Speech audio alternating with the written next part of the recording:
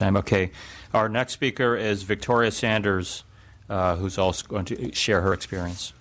Thank you very much for coming. Mr. Chairman and representatives and senators, I'm not quite sure who everyone is here. I want to thank you for this chance to speak, and I want to thank you for listening today. We know sometimes just by listening, it gives people a chance to say there is a problem, and many problems are hidden, and the people who are in pain are never heard. About 5 or 6 years ago, I had the privilege to attend an event at Palo Alto where about 25 people from the Veterans Administration in Washington, D.C. came. The women, it was for women veterans, and the women spoke about everything from MST, things like breast prosthetics that were not given out but every 2 years, but if a woman loses or gains weight, she can't get a new one.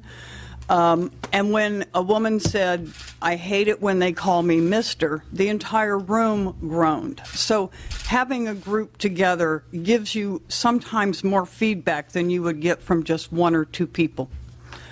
And that listening could, in my opinion, be used in the context of military mental health days. I think that the military spends some time on recreational days, but the idea that I would like to see happen is for all of the military, but specifically what you could do is the Guard units start having mental health days where you could either have them be evaluated by a test, a person, they could have group time where you just check your rank and your ego at the door and you sit down like adults and you discuss what could be a problem. And sometimes just having that discussion will bring that person out of the dark and will make them go up and say, "Hey, this happened to me." But you have to have the conversation. In sexual assault training, I like that Kate with The Invisible War, and there's another movie, Service When Women Come Marching Home, and there's an older movie than that called Lioness, which is very powerful. And when you have an MST survivor like Kate, or I gave you some papers about a woman named Corey, and I'm going to mess up her name. Choka. She gave a talk at a Guard unit in Ohio, and the commander wrote her a letter, and I included that in the packet that I gave you. It talks about how much having her there humanized this stereotype of the rape victim. They found a young, vibrant, smart, strong woman. The human factor was all too clear at that point. And I know this can't replace the idea of military sexual assault training, but I think it could be a very powerful tool. And Kate has done this in Washington, and I think there's been some other cases around, but I know specifically of those two places. It's a big risk to do something like this, but the path we're on is a big risk. There are survivors and advocacy groups like myself and Kate who would be willing to do this. Once you hear the story of how a military sexual assault victim transfers from that victim role into the PTSD and goes through the VA and all of that, once you hear the whole process, you begin to understand that each step along the way can be a little bit daunting. Now, local services, like Kate said, the Marin Services for Women, I was enrolled there, and the second day I went, they closed. I have looked for places, anyone, to serve me in Marin County. That program served women who were just getting out of jail, had drug problems, and veterans with PTSD. I have tried to find a person in my community to treat me, but as soon as I say MST, PTSD, and veteran, they want me to go to the VA. I have had them say, and this was very insulting, I've had them say, "Well, I'll give you a sliding scale basis." And I've said, "Well, I pay for health insurance, I'm insured through the VA, and I have a Medicare supplement plan. Why should I have to pay more? Why should I have to pay more out of my pocket to fix this problem? Why is the state not helping us to find these people, which I know are there, But there is no way for me as a patient to call every single one of these people and ask that question.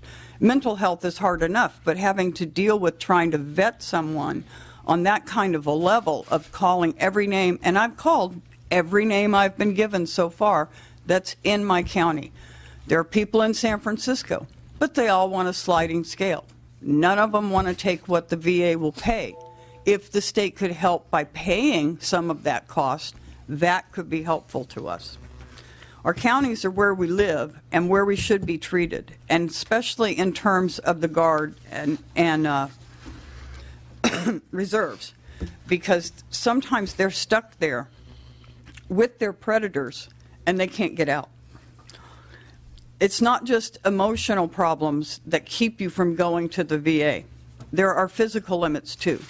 I have spoke to women who sometimes ride a bus 2 and 3 hours one way just to go to an hour of therapy. Riding in a bus full of men is one reason that women do not continue therapy.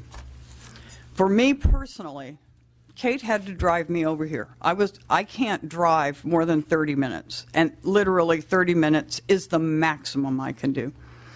I live near San Francisco VA, but that's 45 minutes on a good day. I could go to Roanoke Park, again, 45 minutes on a good day. They have a robust program at the Roanoke Park VA. That's, in fact, where I started my journey through the Veterans Administration, was in Roanoke Park. When I spoke to Sean at the Marin in April, they're booked. They need more funds, more staff, and I would guess more space, and an MST specialist. I know of at least, and this is only by cursory looking, 5 people in my community who go to other places, who leave their county to go and seek care, either in San Francisco, Roanoke Park, Santa Rosa. The other problem is we have a lot of missed population, and I think this leads to a lot of the homelessness, especially among the MST survivors. I know of a woman who went to the VA for 10 years with mental health, drug abuse problems. No one ever told her she could be eligible for more. That's not what happened to me. The first appointment I had with a VA person, they made sure I had an appointment for a follow-up with the Veterans Service Officer who could help me figure out whether or not I wanted to make a claim. It's not just a woman's problem. I know that this is a woman's caucus, but I can't forget, I testified in July, before Congress, and it was the first time a male MST survivor had ever testified before a Veteran Affairs Committee, and he was dynamic, and it chokes me up when I think about him, because out of the 26,000 people that we talk about that the DOD gives us, 53% of them are men. And if I had to serve in a Guard unit in those boots, I would find it daunting, even if it was only 2 or 3 times a year. There is a movie called Justice Denied that is all about male survivors. If that movie could be shown and male survivors taken to these units like Kate did and Corey did, that might make those men able to say, I was attacked. They might not have been attacked yet, but once they are attacked, they can say, hey, I saw that movie. The PTSD symptoms can be completely debilitating, and that's what happened to me. I had flashbacks, nightmares, I have emotional numbing, I was detached, I had no interest in normal activities, I had no feeling like there was a future, I was always looking for danger, I was irritable, I had outbursts of anger, and sometimes still do. I have trouble sleeping, I have guilt. A lot of the guilt's been worked through. I had some very good therapy at the Palo Alto VA. But even physical symptoms like anxiety, dizziness, fainting, feeling like your heart is just going to beat out of your chest, headaches, and even fibromyalgia, I found, was a symptom of PTSD. Briefly, my story, When a woman was raped very close to my front door, it caused my trauma to become full-blown PTSD. That was in 2004. I was suddenly transported back to 1975 at Fort Carson, feeling like I was back in the room where I was raped, unable to verbalize my feelings of shock, fear, isolation, and wanting to die. I was stuck there in my home for I don't know how many months, locking and unlocking my 3 doors. It's now 38 years later, and when I think back on that day, I was working in a barracks. It was around noon on a sunny August day. A sergeant from the supply room next door said, "Come here." And I stepped into a busy hall and found myself surrounded by 3 men. I was then backed into a room. A metal door slid shut, and I could hear padlocks being put on the outside of the door. I tried to get away. The sergeant grabbed me. He said, "You're not leaving here until I get what I came for." He pushed me down on a pile of tents and raped me. And when he raped me, he warned me not to tell anyone because no one will believe a private over a sergeant. When he finally let me go, I ran to the door. He told his friend to open it.